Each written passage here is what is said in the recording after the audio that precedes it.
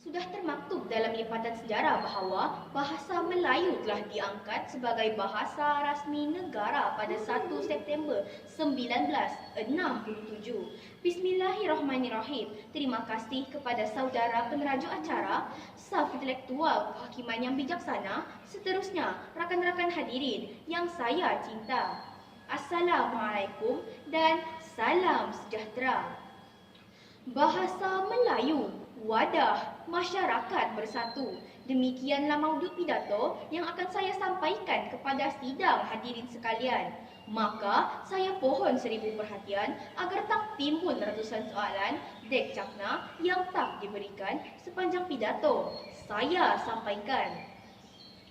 Hadirin sekalian, menurut Kamus Dewan edisi kedua, bahasa bermaksud sistem lambang bunyi suara yang digunakan sebagai alat perhubungan dalam sesuatu kelompok manusia demi melahirkan perasaan dan fikiran. Secara konseptualnya, bahasa Melayu merupakan sebuah bahasa yang diangkat menjadi bahasa pengantar dalam semua urusan di Malaysia, sekaligus menjadi bahasa pertuturan segenap lapisan masyarakat. Justeru, hala tuju pidato saya pada hari ini adalah mudah, iaitu saya akan tunjukkan kepada hadirin sekalian bahawa bahasa Melayu merupakan sebuah bahasa yang menjadi asas atau medan kepada kewujudan masyarakat Malaysia yang bersatu. Hadirin sekalian, ayuh kita telusuri konotasi hujah saya yang pertama, iaitu bahasa membina negara bangsa.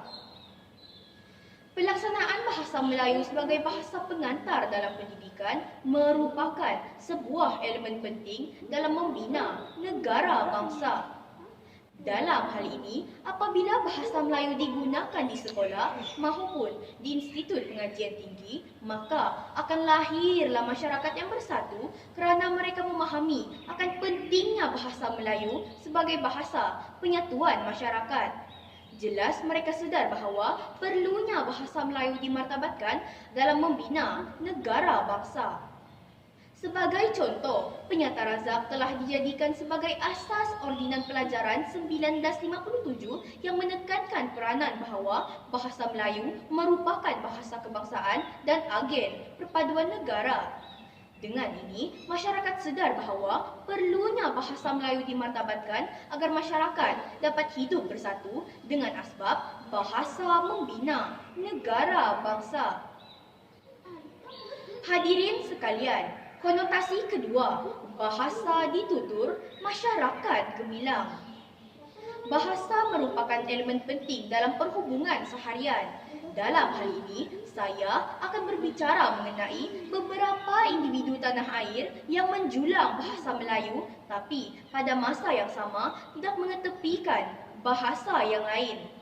Sebagai misal, Datuk Harjit Singh Hallen, seorang yang berbangsa Sikh amat fasih berbahasa Melayu semasa menyampaikan berita di kaca televisyen. Manakala Tan Sri Dr. Ku Kai Kim, seorang yang berbangsa Cina merupakan seorang ahli sejarawan terkemuka di Malaysia, giat memperkasakan bahasa Melayu dalam setiap kajian beliau. Tuntasnya jelas menunjukkan bahawa masyarakat cemerlang menjadikan bahasa Melayu sebagai bahasa pertuturan sekaligus mengangkat bahasa Melayu sebagai bahasa ilmiah. Hadirin sekalian, konotasi terakhir, bahasa Melayu, bahasa penyatuan. Bahasa Melayu merupakan bahasa ilmiah sejak dari zaman Kesultanan Melayu Melaka. Ketika itu, bahasa Melayu menjadi lingua franca antara pedagang-pedagang di tanah Melayu. Bertitik tolak dari kemerdekaan Malaysia pada tahun 1957, bahasa Melayu diangkat menjadi bahasa kebangsaan. Kemudian, ianya menjadi bahasa yang dituturkan oleh masyarakat yang berbilang kaum. Ini jelas meyakinkan kita bahawa bahasa Melayu mampu menjadi bahasa penyatuan dalam melahirkan masyarakat bersatu.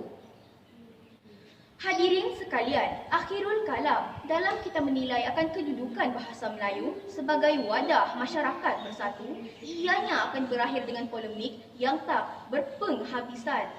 Justeru adalah menjadi amanah dan tanggungjawab kita semua dalam membudayakan bahasa yang kita cinta agar kita tak dijajah dan dijarah semula.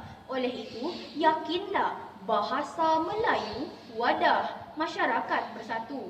Sekian, pejuang Nusa mundur diri. Terima kasih.